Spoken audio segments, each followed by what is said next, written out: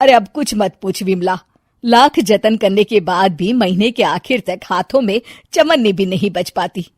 कभी अपने लिए कोई छोटी सी भी चीज लेनी हो तो 10 बार सोचना पड़ता है। तू सही कहती है, आमदनी तो बढ़ती नहीं, लेकिन दूसरी तरफ महंगाई दिन ब दिन बढ़ती ही जा रही है। राशन वाले का बिल, दूध वाले का उधार। अरे तुम औरतें बस इसी तरह जिंदगी भर रोती रहोगी। खुद के पैरों पे खड़े होने की सोचो, तब तुम्हें पैसों के लिए किसी का मुंह नहीं देखना पड़ेगा। अरे तू इतनी बड़ी बड़ी बातें कर रही है, तू ही बता दे हम क्या करें। हम औरतें चाहे तो कोई छोटा मोटा व्यापार कर सकती हैं, जैसे कि साड़ी बेचने का। सुधा की बातें सुन सब औरतें हंस पड़ती हैं। ना भाई ना, मेरे पति को ये सब पसंद नहीं है, वो तो मुझे मार डालेंगे। दूसरी औरतें भी विमला की बात से सहमति जताती है और साड़ी का व्यापार करने से मना कर देती हैं। अगले दिन सुधा अपनी सास से ये बात कहती है। बस अब यही काम रह गया था, सारा दिन यही सब सोचती रहती हो। अरे बड़ी आई साड़ी बेचने वाली। तभी वहां सुधा का पति विवेक आता है। अपनी माँ की बात काटते हुए कहता है, अरे माँ, सुधा ठीक ही तो कह रही है। अगर ये साड़ियों का व्यापार करना चाहती है तो इसमें क्या गलत है। मुझे तो सुधा की बात पसंद आई। अरे मजाक है क्या व्यापार करना? अच्छे अच्छों की खटिया खड़ी हो जाती है। मैंने दुनिया देखी है। बेटा तुम लोग ज्यादा हवा में मत उड़ो, और फिर साड़ियाँ खरीदने के लिए पैसे कहाँ से लाएगा? तुम उसकी चिंता मत करो माँ, मैं देख लूंगा। अगले दिन विवेक अपने एक दोस्त से कुछ पैसे उधार लेकर साड़ी के कारखाने से बहुत सारी साड़ियाँ खरीद लाता है। ये लो सुधा, तुम्हारा ऑनलाइन अकाउंट बन गया है। अब लोग घर बैठे तुमसे साड़ियाँ खरीद सकते हैं। ये तो बहुत अच्छी बात है।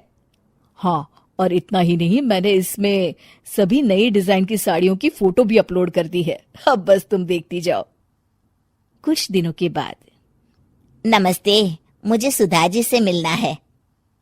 ओहो, तू कौन है और मेरी बहू से तुझे क्या काम है? माँ जी, मैं सुधा जी से साड़ियाँ खरीदने आया हूँ। अरे बड़ा बेवकूफ है तू, इतना बड़ा मीना बाजार छोड़कर यहाँ साड़ी खरीदने आया है। तेरा ऊपर का कोई पेच ढीला है क्या? अरे माँ जी, आप नहीं जानती, आजकल ऑनलाइन का जमाना है, समय और पैसे दोनों की बचत होती है। तभी वहां सुधा आ जाती है। सुधा बिरजू को साड़ियाँ दिखाती है। क्या बात है सुधा बहन जी, आपके पास तो बहुत ही सुंदर सुंदर साड़ियाँ हैं। एक काम करिए, ये वाली दे दीजिए और ये वाली भी। छोड़िए, एक काम करिए, ये सभी ही दे दीजिए। सुधा की सास हैरान रह जाती है।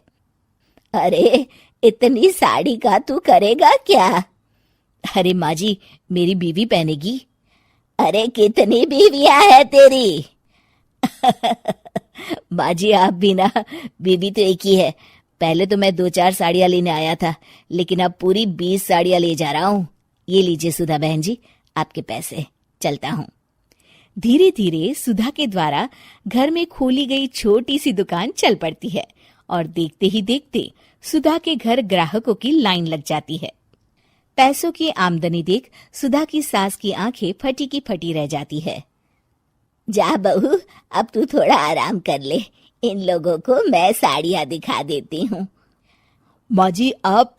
अरे हाँ हाँ, अब जा भी। इस तरह सुधा की सास भी उसके कारोबार में हाथ बटाने लगती है।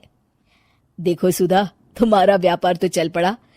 पिछले कुछ महीनों में इतनी कमाई हुई है कि तुम्हें यकीन नहीं होगा। सच? हाँ, और तुम्हें पता है माँ, दोस्त से लिया हुआ उधार भी चुकता करके अच्छे खासे पैसों की बचत भी हो गई है। सुधा की सास अपनी बहू और बेटी की कामयाबी पर बड़ा खुश होती है। बहू की तरक्की देख के मैं बहुत खुश हूँ बेटा। तूने साबित कर दिया कि अगर पति का सपोर्ट मिले तो पत्नी कुछ भी कर सकती है। जी माँ जी, आपने बिल्कुल सही कहा।